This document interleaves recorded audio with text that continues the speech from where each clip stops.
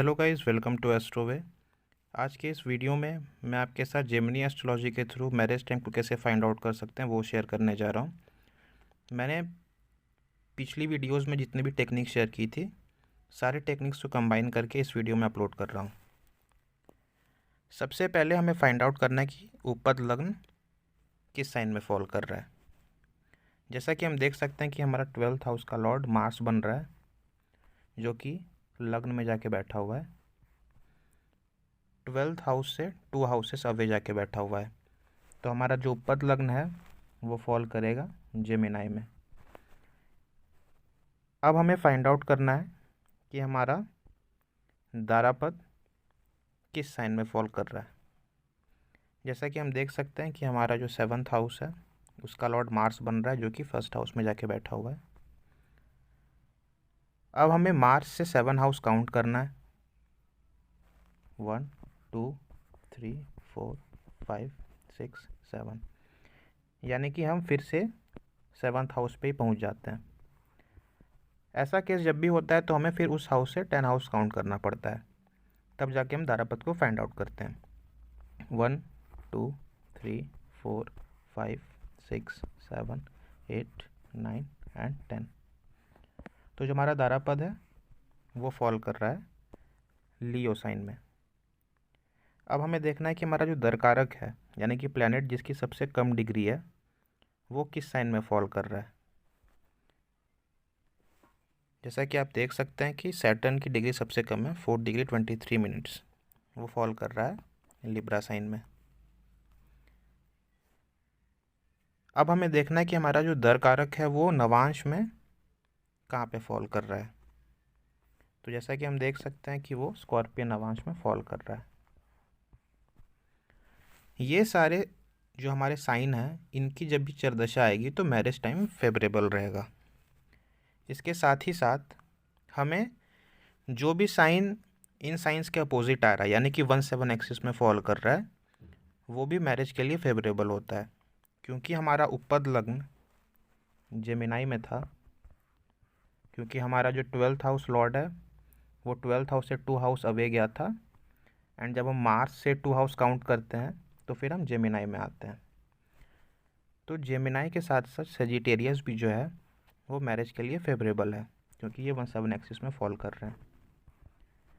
हमारा जो दारापद आया था वो लियो साइन में फॉल कर रहा था, यानी कि एक्वेरियस जो है वो भी मैरिज के लिए फेवरेबल है। इसके साथ साथ हमारा जो दर कारक है वो लिब्रा साइन में फॉल कर रहा है, एंड इसके 1-7 एक्सिस में आ रहा है एरिस, तो ये भी मैरिज के लिए फेवरेबल है। अब हमें नवांश में चेक करना है। स्कॉर्पियन नवांश में हमारा दर कारक बैठा हुआ है और उसके अपोजिट है टॉरस साइन, तो ये भी मैरिज के लिए फेवरेबल है। तो इन साइंस की जब भी चरदशा आएगी, इन राशि की जब भी चरदशा आएगी, तो मैरिज टाइम फेवरेबल होगा। मैरिज टाइम को फाइंड आउट करने के लिए जो हमारा नेक्स्ट स्टेप है वो फाइंड आउट करना होता है कि अर्ली मैरिज है, नॉर्मल मैरिज है, या फिर लेट मैरिज है। अर्ली मैरिज की जो हमारी कंडीशन होती है वो ये होता है कि जब भी 1-7 एक्सिस में और 2-8 एक्सिस में बेनिफिक्स का प्लेसमेंट हो, बेनिफिक्स का एस्पेक्ट हो, उसके साथ साथ हमारा जो मैरिज लॉर्ड बन रहा है, यानी कि 7th हाउस का जो लॉर्ड बन रहा है वो मेलिफिक इन्फ्लुएंस में ना हो, वीनस स्ट्रांग हो, और जो बेनिफिक्स हैं वो रेट्रोग्रेड ना हो। ठीक है। जो हमारा नॉर्मल मैरिज होता है उसकी जो कंडीशन होती है, जो हमारे माइल्ड मेलिफिक्स होते हैं, राहु, केतु एंड सन, वो 1-7 एक्सिस में हो सकते हैं या 2-8 एक्सिस में हो सकते हैं। मैरिज लॉर्ड जो हमारा है वो स्ट्रांग होना चाहिए, वीनस स्ट्रांग होना चाहिए, बेनिफिक्स रेट्रोग्रेड नहीं होने चाहिए, और जो हमारा मैरिज लॉट है वो माइल्ड मेलिफिक्स के इन्फ्लुएंस में हो सकता है। और जो हमारा लेट मैरिज का जो कॉन्सेप्ट है वो तब होता है जब स्ट्रॉन्ग मेलिफिक्स, यानी कि मार्स एंड सैटर्न, वो 1-7 एक्सिस में आ जाए या 2-8 एक्सिस में आ जाए, वीनस हमारा वीक हो जाए, मैरिज लॉट कॉम्बस्ट हो जाए, बेनिफिक्स रेट्रोग्रेड हो जाएं तो फिर वो हमारा लेट मैरिज की कैटेगरी में चला जाता है। इस केस में अगर हम देखें तो हमारा मैरिज लॉर्ड जो है वो मार्स बनता है, वो कॉम्बस्ट होकर बैठा हुआ है। हमारा जो बेनिफिक है जुपिटर, वो रेट्रोग्रेड होकर 7th हाउस में बैठा हुआ है। सन हमारा जो माइल्ड मेलेफिक है वो हमारा लग्न में बैठा हुआ है।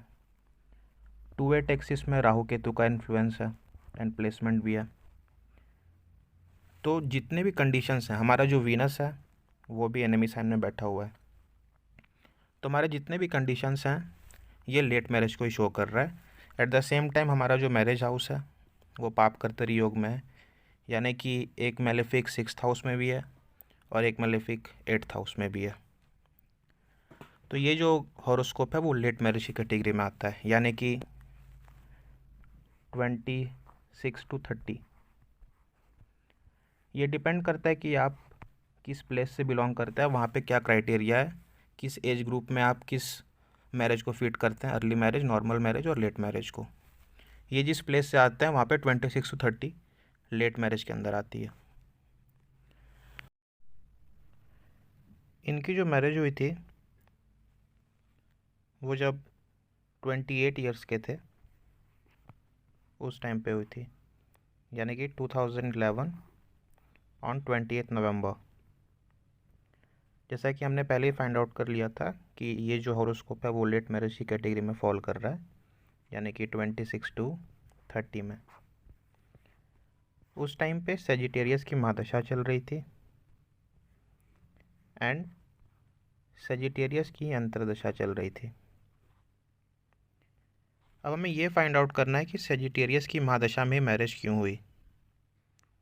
इसका रीज़न ये है कि हमें सेजिटेरियस के अपोजिट साइन को पहले देखना है। इस केस में वो जेमिनाई है और उसका लॉर्ड कौन सा प्लैनेट बन रहा है, वो बन रहा है मरकरी। तो जब कभी भी महादशा का जो साइन है उससे अपोजिट साइन का जो लॉर्ड बन रहा है और दरकारक का जब कनेक्शन बनेगा तो उस महादशा में मैरिज हो सकती है। सेम केस आपको अंतर्दशा में भी अप्लाई करना है।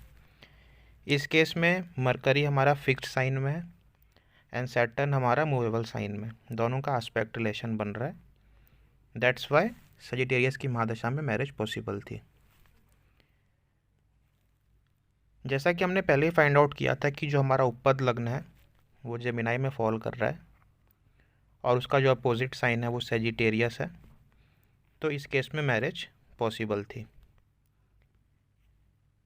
लास्टली हमें ट्रांजिट को कंसीडर करना होता है कि ट्रांजिट का जो सैटर्न है वो दरकारक से कनेक्शन बना रहा है या नहीं बना रहा है। जब कभी भी ट्रांजिटिंग सैटर्न दरकारक से कनेक्शन बना ले तो वो मैरिज टाइम को एक्टिवेट कर देता है। इस केस में 14 नवंबर 2011 में सैटर्न का जो ट्रांजिट था वो लिब्रा से हुआ था और लिब्रा में ही इनका दरकारक बैठा हुआ है और इनकी मैरिज 20 नवंबर में हो गई थी। इन सारे केसेस को कंसीडर करने के बाद आप मैरिज टाइम को इजीली फाइंड आउट कर सकते हैं। कुछ केसेस में ट्रांजिटिंग सैटर्न दरकारक से कनेक्शन बनाने के बाद जुपिटर का भी वेट करता है कि जुपिटर का अप्रूवल मिल जाए, यानी कि जुपिटर जो है वो दरकारक से कनेक्शन बना ले, तब मैरिज होती है। और बहुत सारे केसेस में ट्रांजिटिंग सैटर्न जब भी कनेक्शन बना लेता है दरकारक से तो मैरिज हो जाती है। इन सारे केसेस और कंडीशंस को देखने के बाद आप इजीली मैरिज टाइम को फाइंड आउट कर सकते हैं। Thanks for watching this video. मैं आगे भी ऐसी वीडियोज़ अपलोड करता रहूँगा।